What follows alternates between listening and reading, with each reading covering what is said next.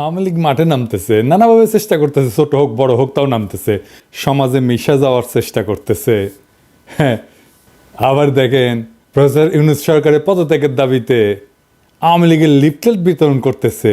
সে আবার বিসিএস শিক্ষা ক্যাডারের কর্মকর্তা মুকিব মিয়া, পোস্টিং লালমনিরহাটের পাটগ্রামের সরকারি জসিমউদ্দিন আব্দুল গনি কলেজে ইংরেজি বিভাগে, আর লিফলেট বিলাচ্ছে জাতীয় প্রেস ক্লাবের সামনে, আবার ভোরে মিছিল বের করছে। মুজিব আমার চেতনা, মুজিব আমার বিশ্বাস, মুজিব আমার বিশ্বাস, মুজিব আমার চেতনা, শেখ হাসিনার ভয় নাই, রাজপথ ছাড়ি নাই। স্লোগান আবার দিচ্ছে ওই মুকিম, ওই ছাত্রলীগের কেন্দ্রীয় কমিটির সাবেক গণশিক্ষা বিষয়ক সম্পাদক ছিল। এইগুলাক জিটে দেখবেন, সেটা দাবরানি দিবেন, কোথাও এদের দাঁড়াবার দিবেন না। এটাই হইতেছে এখনকার স্ট্র্যাটেজি।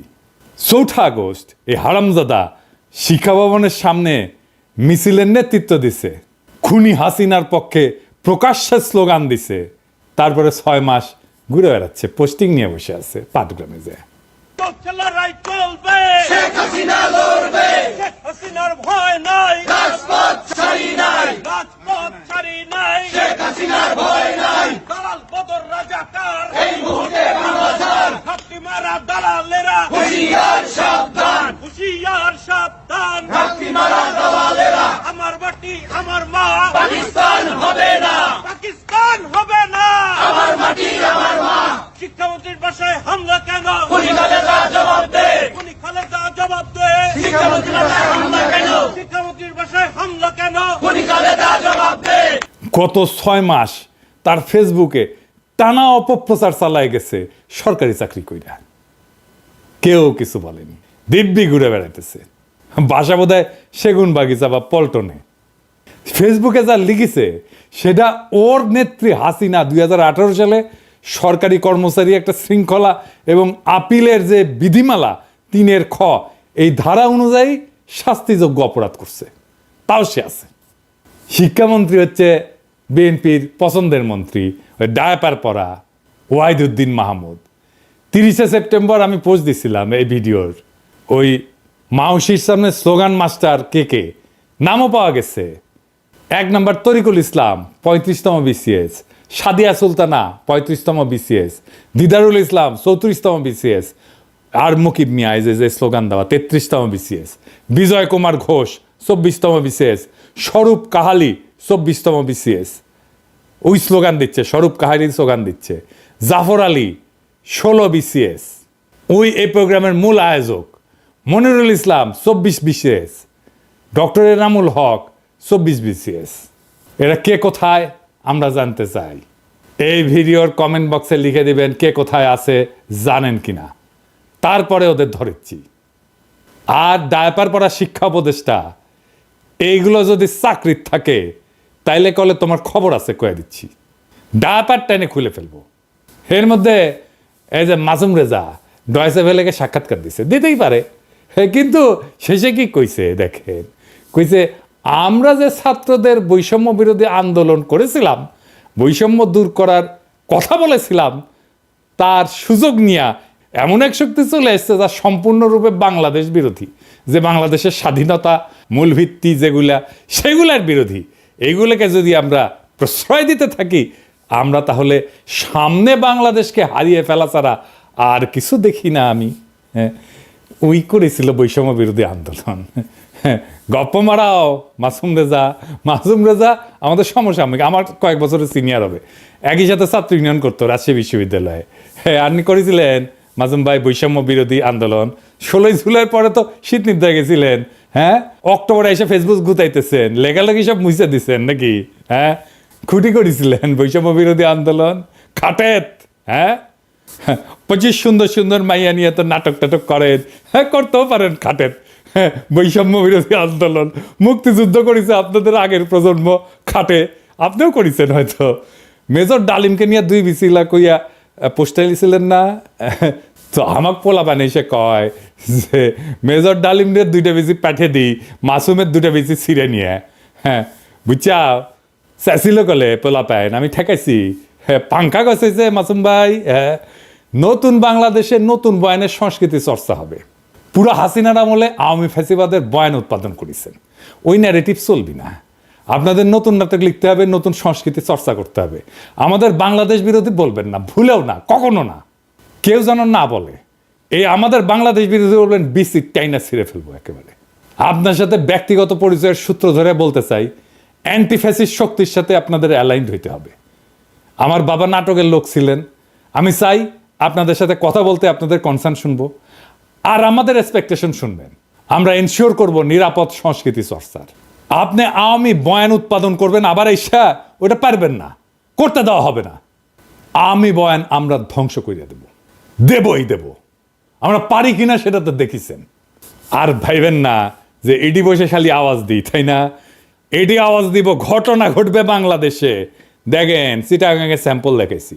একটু আগে আমি যখন ঘুমানোর আগে আমি বাসায় দেখছি পিনাকি ভাই লিখছে যে নেভি কনভেনশনের নজিবুল হোসেন মাইজভান্ডারি এবং এমপি সনি এই দুজন এখানে অবস্থান করতেছে। রাতে খাবারের দাওয়াতে আসছে ওরা। এটা শোনার পরে আমরা এদিকে আসছি, আমি আর আমার ছোট ভাই আইমান, আমরা দুজন এখানে আসছি। আসার পর দেখতেছি আমাদেরকে নৌবাহিনী অসহযোগিতা করছে। প্রয়োজনে শক্তি প্রয়োগ করতে হলে করব, শক্তি প্রয়োগ করতে হবে, কারণ প্রতি বিপ্লবী কর্মকাণ্ড এখনো চলমান। তাই আমাদের লড়াই এখনো শেষ হয় নাই। অনেক অমীমাংসিত ইস্যু আছে, সেগুলো সেটেল না হওয়া পর্যন্ত ক্ষমতার সাথে পাল্টা ক্ষমতার লড়াই হবে। ওপেন প্রস্তাব হয় নেগোশিয়েট করেন, অথবা হেড অন কলিশন করেন, চয়েস আপনাদের। বটম লাইন, আওয়ামী লীগ আওয়ামী বয়ান আমরা রাখবো না। কেউ আমাদের এই মিশন ঠেকাতে পারবেন না। কথা বলেন আমাদের সাথে, নিশ্চিত করব আপনার নিরাপদে সংস্কৃতি চর্চা করবেন। আর যদি ঘাড়তারামি করেন, আর্মি দিয়েও কিছু করতে পারবেন না, কেউ ঠেকাইতে পারবে না আপনাদের। এবার আসেন এই আওয়ামী লীগ নিয়ে আমরা কি করব সেটা নিয়ে একটু আলাপ করি। আওয়ামী লীগ নিয়ে বহুত মানুষ বহুত পেরেশানিতে আছে। ওরে কি নিষিদ্ধ করা ঠিক হবি? আমরা কেমনে তাহলে তাকে নিষিদ্ধ করব? এত বড় একটা রাজনৈতিক দল, আসেন এটা নিয়ে আলাপ করি।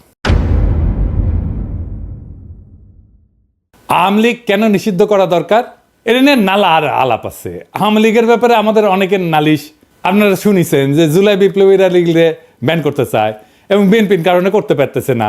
এই সরকারের পজিশন কি এই ব্যাপারে? তারা কখনো বলটা পলিটিক্যাল পার্টিগুলোর দিকে দেয়, কখনো ইলেকশন কমিশনের দিকে দেয়, ইলেকশন কমিশন আবার সরকারের দিকে দেয়। এই বল চালাচালি চলিচ্ছে আর কি। ওইদিকে দু একজন অ্যাডভাইজার আবার কইছে যে আওয়ামী লীগ একটা বিশাল ঐতিহ্যবাহী দল, এইটার তো অনেক কর্মী আছে। বিএনপিও আবার কয় এটার তো অনেক কর্মী, এদের কেমনে আমরা নিষিদ্ধ করব, আদর্শকে কেমনে নিষিদ্ধ করা যায়। আবার কেউ এসে কয় আওয়ামী লীগ এটা গোপন সংগঠন হয়ে যাবে। আবার আওয়ামী লীগের লেসপেন্সার, ওই যে দিল্লি স্টার আর মতি আলো, এদের সাথে সরকারের এক অংশের আবার লতকালুতকি হয়। আওয়ামী লীগের প্রভু ভারতের সাথে আবার সরকার বিএনপির উথলা ওটা প্রেম আছে, দেখিচ্ছেন না রিপাবলিক ডেতে যে একেবারে ধস্তাধস্তি ঢলাঢলি দেখে বাঁচি না। আওয়ামী লীগ জামাতের নিষিদ্ধ করবো, জামাতের নিষিদ্ধ করবো কইতো না, এটা নিয়ে আলাপ দিত। জামাতের ব্যাপারে তার কমপ্লেনটা কি সেটা কইছে, কয় নাই। আজকেও এইভাবে হাসিনা যেভাবে জামাত নিয়ে আলাপ করতো, সেইভাবে আওয়ামী লীগ নিয়ে আমরা আলাপ করতেছি। কোনো ডকুমেন্টেশন নাই। পলিটিক্যাল পার্টি হিসেবে ইনভেস্টিগেশন, আমলনামা বানানো এবং সেই মোতাবেক বিচার করার দিকে হাসিনা যেমন জামাতের নিয়ে করে নাই, এখন হাসিনার ব্যাপারেও কেউ করিচ্ছে না। না সরকার, না বিপ্লবীরা, না রাজনৈতিক দলেরা। অনেকে কয় হাওয়ার উপরে আওয়ামী লীগকে ব্যান করা হবে। এটা সত্য যে হাওয়ার উপরে একটা দলরে ব্যান করা যায় না। তো হাওয়ার উপরে ব্যান করা আর ওয়ারেন্ট ছাড়া গ্রেপ্তার করা আর আদালতে না পাঠায় হাজারাতে আটকায় রাখা একই জিনিস। লিগ্যাল প্রসেসে আওয়ামী লীগকে নিষিদ্ধ করা যায়, কিন্তু সেই লিগ্যাল প্রসেসে নিষিদ্ধ করার পথে কেউ হাঁটিচ্ছে না। তো তাই বলে কি আমরা আওয়ামী লীগকে নিষিদ্ধ করব না? অবশ্যই করব। তবে আমাদের দরকার একটা clear cut documentation. Awami League একটা ফ্যাসিস্ট দল, তারা ফ্যাসিজম কায়েম কইরা দেশের জনতাকে বন্দি করছে, লুটপাট করছে। এইটা স্ট্যাবলিশ করার মতো ডকুমেন্টেশন সরকার বা বিপ্লবীরা, এমনকি রাজনৈতিক দলরা দিতে পারছে এখনো পারে নাই। এই ব্যাপারে মন দিতে হবে আমাদের। বিচার বা ব্যান তো পরের মামলা, আপনাদের হাতে তো রাষ্ট্র, এই কাজ তো আপনাদের করতে হবে। আমাদের তো পেট চালানোর জন্য কামলা দিতে হয়। আমার তো বাবার জমিদার ছিল না যে কাজ না করে থাকতে পারবো। ফুল টাইম কাজ করলে দেশে থাকলে করে দিতে পারতাম, দেশে তো আর নিবেন না। আমরা নিশানা দিতে পারি, কোনো গ্রুপ কাজ করলে সাহায্য করতে পারি। এই ডকুমেন্টেশন করলে দেখবেন এবং এই আলাপের শেষে দেখবেন ফ্যাসিবাদও, এমনকি হিটলারের ফ্যাসিবাদ, মুসলিনের ফ্যাসিবাদও হাসিনার শাসনের চাইতে ভালো ছিল। সেই আলাপটাই করি। আসেন, এই ডকুমেন্টেশনে মোট 8টা পয়েন্ট থাকতে পারে। এলা প্রমাণ করা যাবে, ডকুমেন্ট রেডি করা যাবে, খুব বেশি কষ্ট করতে হবে না। আরও কিছু চাইলে যুক্ত করা যেতে পারে। এটা মোটা দাগের ডকুমেন্টেশন কি কি? এক নম্বর হচ্ছে জয় বাংলা একটা বর্ণবাদী রেসিস্ট একটা স্লোগান। এটা বাঙালি সুপ্রিমেস্ট স্লোগান, এটা সাম্রাজ্যবাদী স্লোগান, এটা বাংলাদেশের সকল জাতি আর ভাষার উপরে হামলার স্লোগান, এটা বাংলাদেশ রাষ্ট্রের সীমানার মধ্যে থাকা যতগুলো ভাষা আছে, যতগুলো জাতি আছে, সবার উপরে বাঙালির দখলদারিত্ব নিশ্চিত করার স্লোগান। সে দখল করে নিতে চায়, সে জয় করতে চায়, এমনকি জাতিসংঘের ইন্টারন্যাশনাল চুক্তিরও এটা ভায়োলেশন। এইটাকে ভায়োলেট করে ভারতীয় বাংলার সাথে মিলতে চায়, সোনার বাংলার জিকির কইরা বাংলাদেশকে একটা বর্ণবাদী রাষ্ট্র হিসেবে দেখাইতে থাকে। এইভাবে কট্টর জাতীয়তাবাদী জিকিরের ভিতর দিয়া আওয়ামী লীগ ফ্যাসিজমের 1 নাম্বার শর্ত পূরণ করে। 2 নাম্বার, আওয়ামী লীগ একটা গণতন্ত্র বিরোধী শক্তি। 2008 সালে ইলেকশনের ভিতর দিয়ে ক্ষমতা দখলের পর গণতান্ত্রিক রাজনীতি, জনগণের মিছিল, সমাবেশ, এগুলোর অধিকার অস্বীকার করে আওয়ামী লীগ। ইলেকশনের সিস্টেমকে ধ্বংস করে দেয়, নিজের ক্ষমতাকে নিজেই সে রিনিউ করে, সেলফ রিনিউয়ালের মতো। মানুষের ভোটের দরকার নাই, নিজেই সে একটা সিস্টেম বানায় ফেলে যেটা ভোটের মতো দেখা যায় কিন্তু আসলে ভোট না। জনগণের কনসেন্টের কোনো তোয়াক্কা না কইরা আমলা পুলিশ দিয়া ক্ষমতা দখল করে রাখে।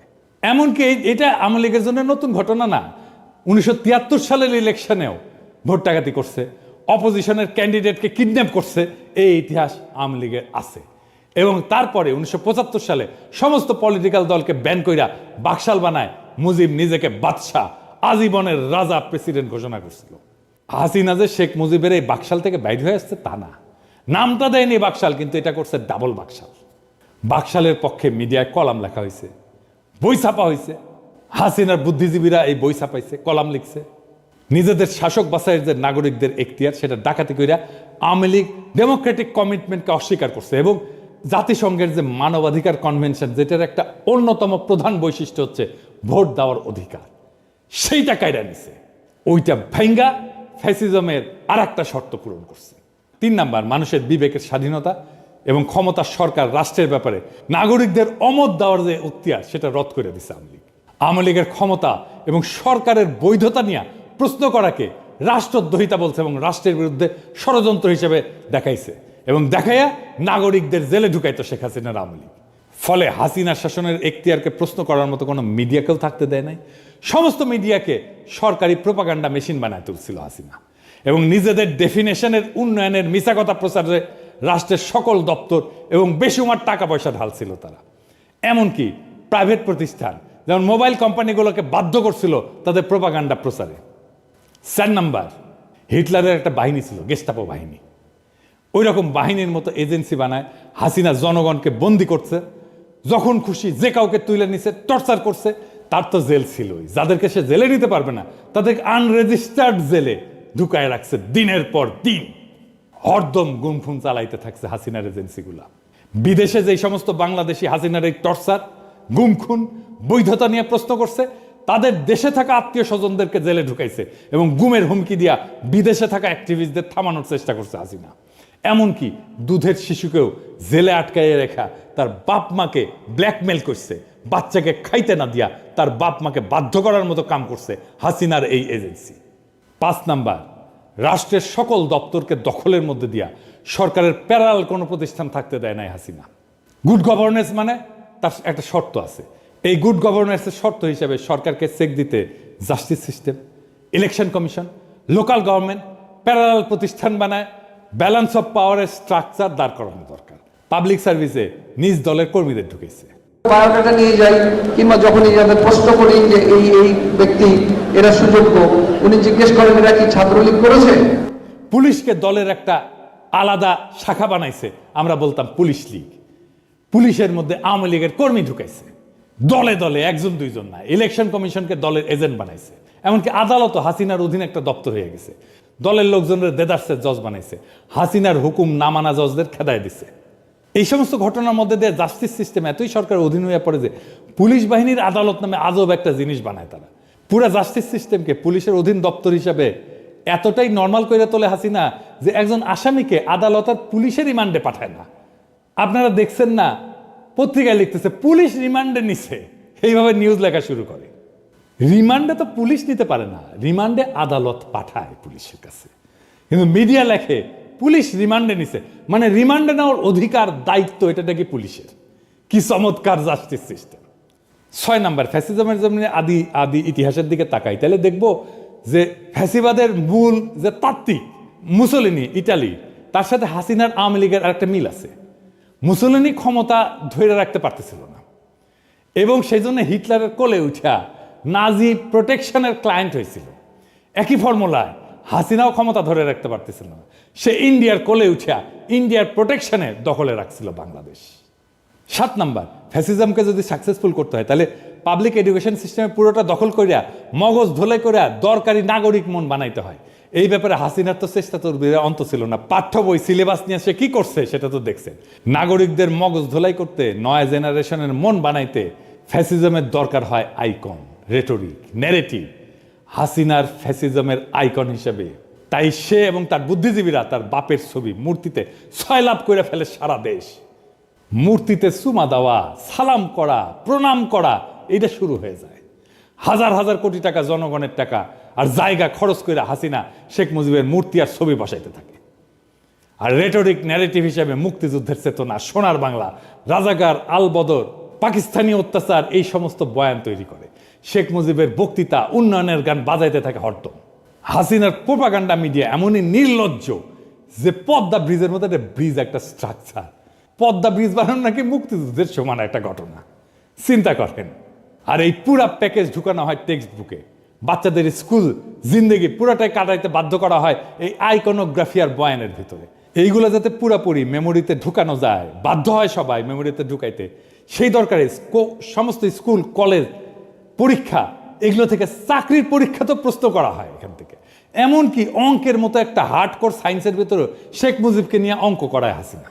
8 নাম্বার, ফ্যাসিবাদের আরেকটা মস্ত নিশানা হইল নিজের পপুলারিটি দেখানো। এটা অবশ্য সেটা দেখানোই, পপুলারিটি থাকার মামলা না।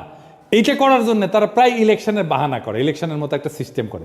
ঠিকঠাক ইলেকশন দিতে পারে না, কারণ ফ্যাসিজমে তো হারার কোনো আইডিয়া নাই। ইলেকশনে হাইরা ক্ষমতা ছাড়ার ব্যাপারই নাই, ফ্যাসিজমে থাকা সম্ভবই না।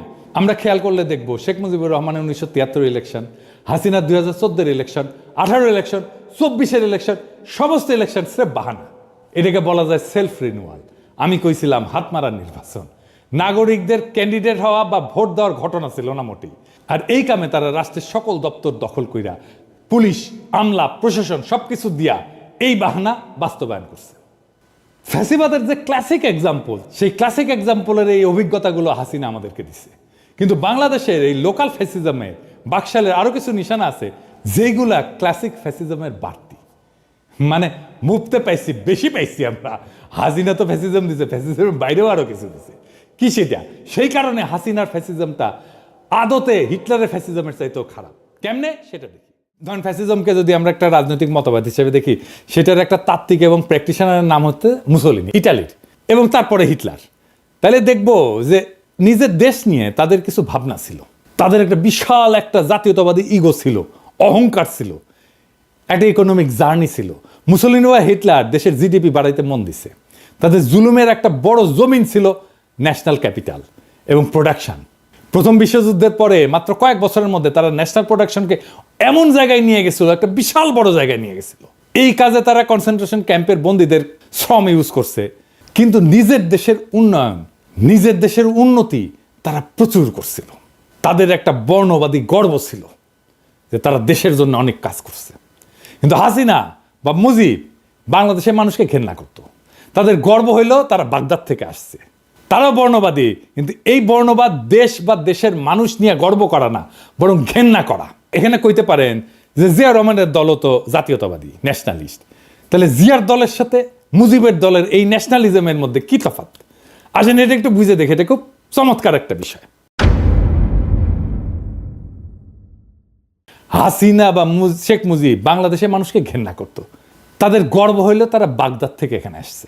তারা বর্ণবাদী, কিন্তু এই বর্ণবাদ দেশ বা দেশের মানুষকে নিয়ে গর্ব করার মধ্যে বর্ণবাদ না, বরং ঘেন্না করার মধ্যে বর্ণবাদ। আর জিয়াউর রহমানের জাতীয়তাবাদ, এটা জাতীয়তাবাদ, কিন্তু এটা দেশের মানুষকে নিয়ে গর্ব করার জাতীয়তাবাদ, ঘেন্না করার জাতীয়তাবাদ না। হাসিনার কাছে বাংলাদেশ তার বাপের বানানো দেশ। বাপ তার এই দেশটাকে স্বাধীন করে দিয়ে গেছে। এর মালিক সে, এটা তালুকদার সে। এখানে হাসিনা আওয়ামী লীগ এখানে ডাকাতি করবে, কামাই করবে, তারপর পয়সা পাচার করে দেশের বাইরে নিয়ে যাবে। এই দেশ তো তার না, এই দেশে সে দয়া কইরা থাকে। এই কারণে হাসিনার বাকশালে শিল্প উৎপাদন এগুলো লাফায় লাফায় বাড়েনি মুসলিন হিটলারের মতো। জাতীয় সম্পদ মজবুত হয়নি, বরং কমছে। ব্যাংক ডাকাতি কইরা পাবলিক মানে বিদেশে পাচার করছে। এইভাবে আমরা একটা লোকাল ফ্যাসিজম পাইছি বাকশাল নামে।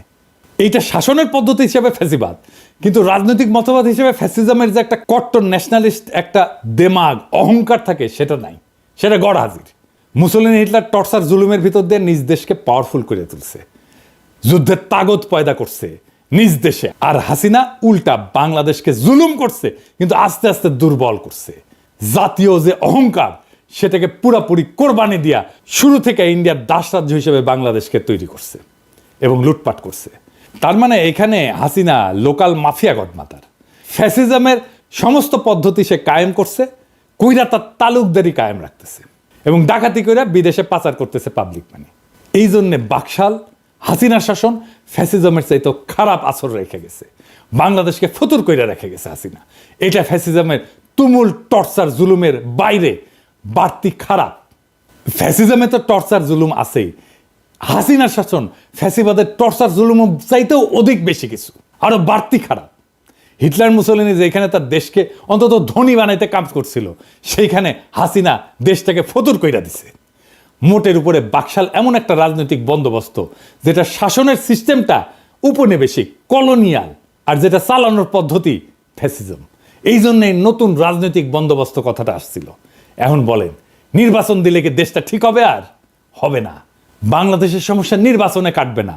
এই আওয়ামী লীগকে রাজনীতি করতে দেওয়া উচিত। যারা আওয়ামী লীগকে রাজনীতি করতে দিতে বলে তারা কি আদৌ রাজনীতি বোঝে? তার মানে রাজনৈতিক বন্দোবস্তটা আমাদের জন্য কত জরুরি দেখেন। পুরো সিস্টেমের খোল নলসে পাল্টাই দিতে হবে। এটা পাল্টাই দিতে না পারলে বাংলাদেশকে ফতুর হওয়া থেকে বাঁচাইতে পারবেন না। ওই একইভাবে বাংলাদেশের সম্পদ লুট হয়ে যেতে থাকবে। এটা থেকে মুক্তির জন্যই জুলাই আগস্ট বিপ্লবে আমাদের ছাত্ররা, আমাদের সন্তানেরা রক্ত দিছিল। ওইটাকে সফল করে তুলতে হলে বাংলাদেশ রাষ্ট্রের আমূল সংস্কার ছাড়া কোনো উপায় খোলা নাই আমাদের হাতে। ওই রাস্তায় আমাদের যাইতেই হবে, ওটাই আমাদের পথ এবং সেই পথে আমরা হাঁটবই হাঁটবো। নির্বাচন দূরে থাকো, আগে বাংলাদেশকে রক্ষা করো, বাংলাদেশকে ফতুর হওয়া থেকে বাঁচাও, বাংলাদেশকে ফ্যাসিবাদের আসর থেকে বাঁচাও, বাংলাদেশ থেকে ফ্যাসিবাদের সমস্ত চিহ্ন দূর করার পথে হাঁটো। বাংলাদেশ ওই রাস্তায় হাঁটতে চায়, আমাদেরকে ওই রাস্তায় হাঁটতে দেন। আমরা ওই রাস্তায় হাঁটবই, আমরা বাংলাদেশকে ওই রাস্তায় নিয়ে যাবই। ইনকিলাব জিন্দাবাদ।